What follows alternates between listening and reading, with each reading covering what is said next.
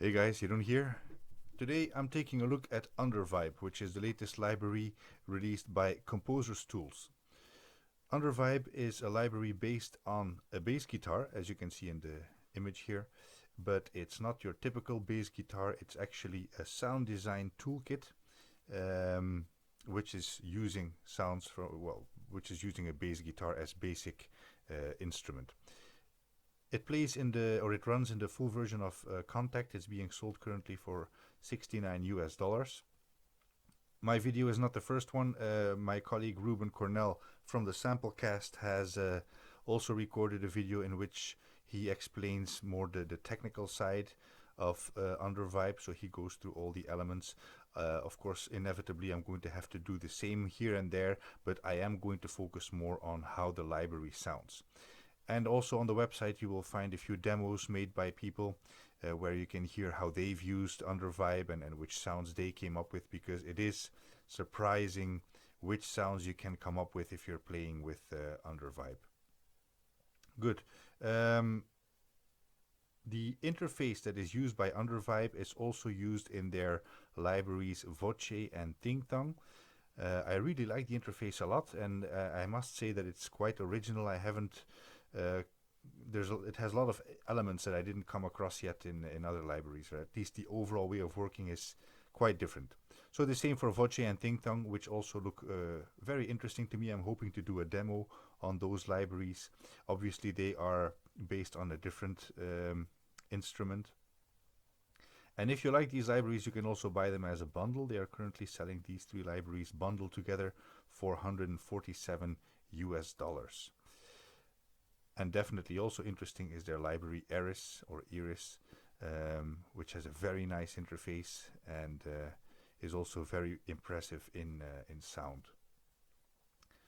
Good, enough said about the website. Let's go to the library itself.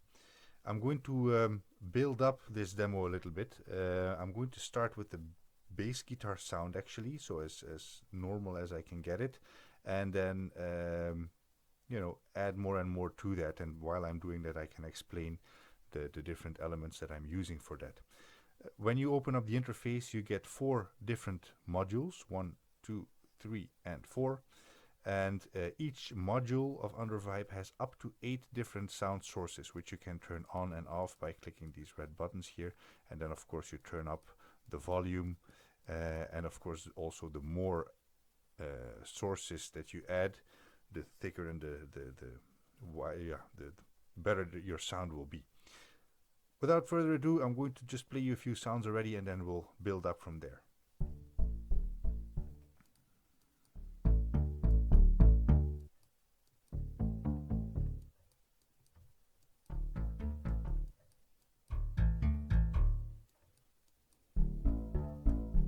So you get the idea. Each sound source is a different sound, and the difference can be quite big. And of course, by layering them,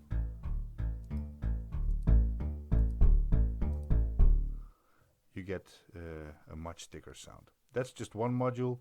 If I add the other modules,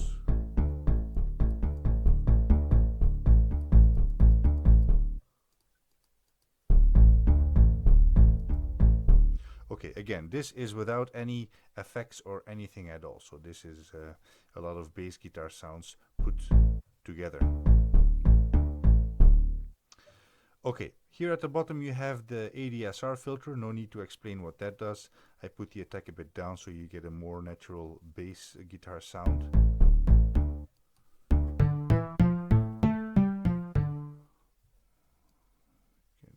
let's tweak this a bit.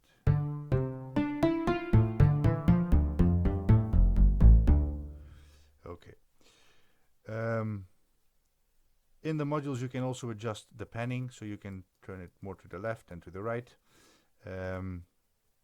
If you want to reset your controls to 0, you can do that using the control button here. For the rest, what you have here in the middle is a slider, which is going to change the volumes or the settings here in between the different modules, as you can see here. I would give you an illustration of how that sounds, but it has more effect when the effects are turned on. What's maybe interesting to show is the arpeggiator here. The arpeggiator is going to play the sounds, the keys as you press them. So let me put it on 8th here. Get some more sound first.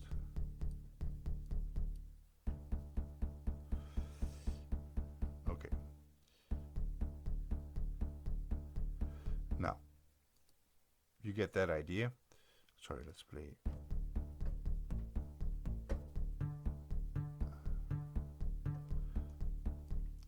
Should have more volume. I need more volume.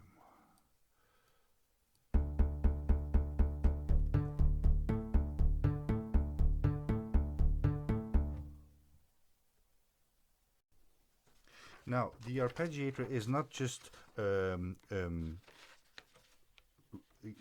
giving you rhythmic possibilities, but it's also going to give you melodic possibilities. And what that means is the following. So here you have your rhythmic possibilities. That's obvious. You know how an arpeggiator works. But here they've added ADSR. If I select here 8th and ADSR, you will see that the ADSR filter is going to go a bit crazy. So basically, by choosing the ADSR option, it's going to randomize your ADSR filter. The effect of that is not so super as far as I've experimented with it. I like a bit more the other option that you have, and that's the effects. So it's going to do that same thing, but with the effects, which are currently turned off. But you see, we'll get to this later, but you can see how everything is moving. Okay. I think I've explained most of the elements on the interface here, except for the randomize button, but I'll get back to that later as well. So we have some sound. I'm going to turn this back off. Right. Let's go take a look at the mixer page. So here you have the mixer settings for each module. You have the volume, you have the panning, which you can control, and you can turn each module so you can either solo it or you can mute it.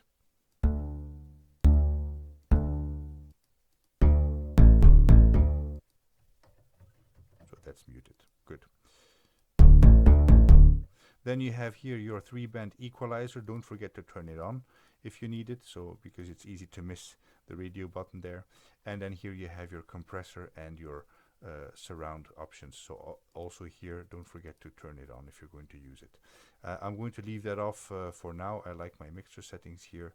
Yeah, panning is more or less in the middle, so I will leave it at that. I think it speaks for itself what this does. And then here we have the effects page.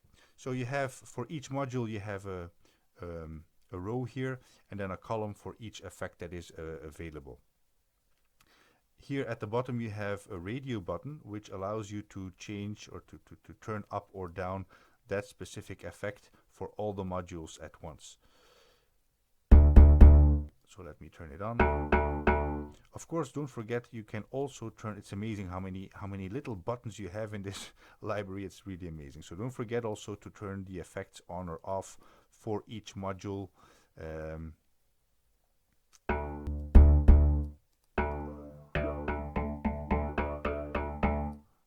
Distortion.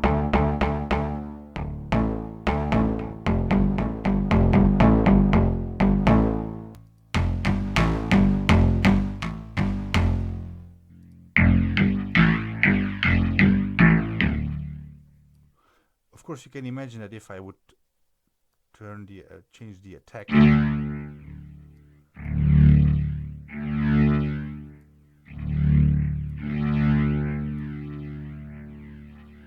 you see that that gives already a whole different sound. So yeah,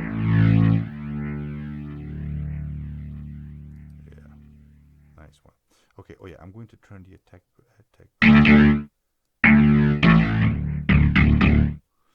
All right.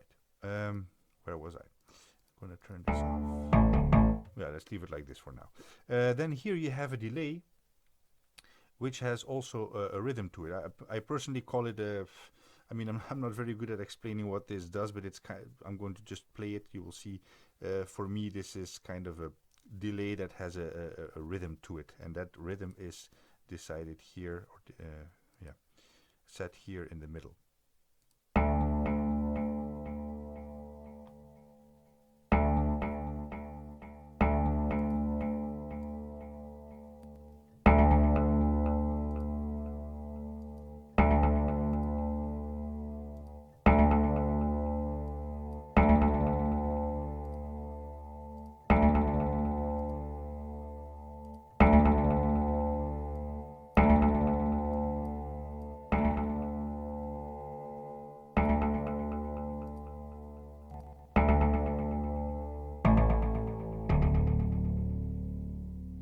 Right, so you see what that does.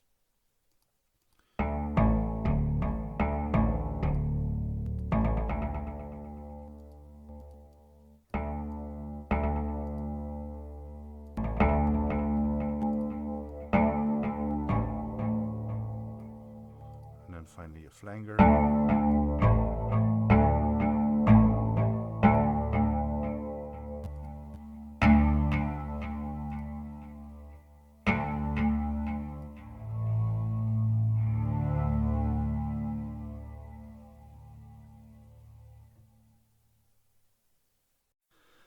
Okay, now that we have a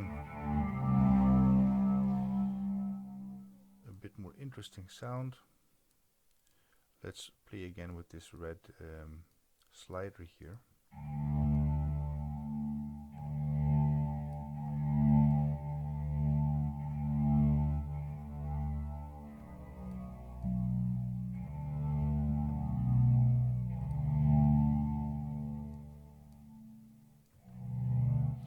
Okay, the effect is not so big in this case. We'll try it again on some other sounds. You will see that, yeah, it really, it's always a surprise what you get with UnderVibe. It's kind of like Forrest Gump says, it's like a box of chocolates. You never know what you're going to get. And exactly because of that, they have this randomize button here, which I ended up using quite a lot. So of course you can start with your basic bass guitar sound and then start tweaking the effects and the panning and the volume and so on, to get to a sound that you want. But I personally find it more interesting to use the randomize button until I find a sound that I like, and then start tweaking from there. So let's just click it a few times and see what we get.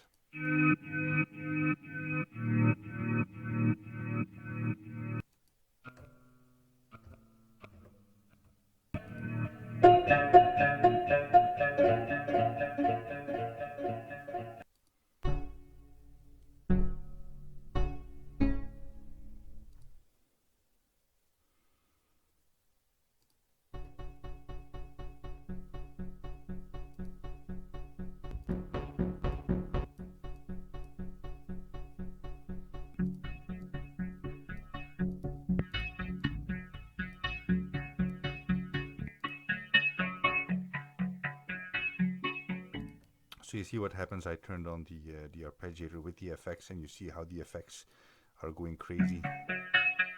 Of course, if you don't want that, you can just turn on the eighth.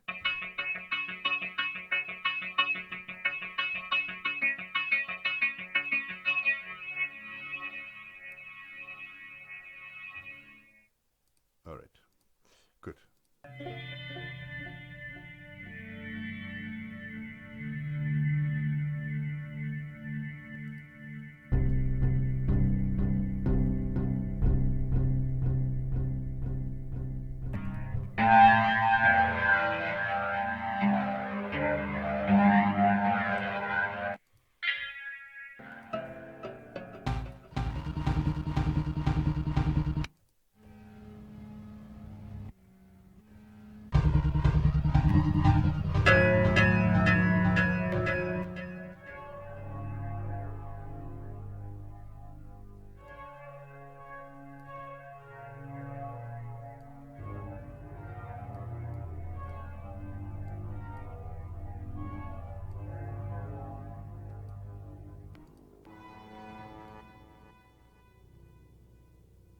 Here you can hear the difference very well between the,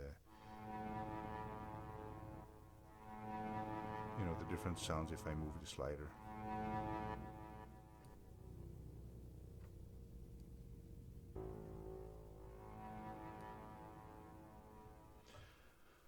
Okay, I think I'm going to leave it at that.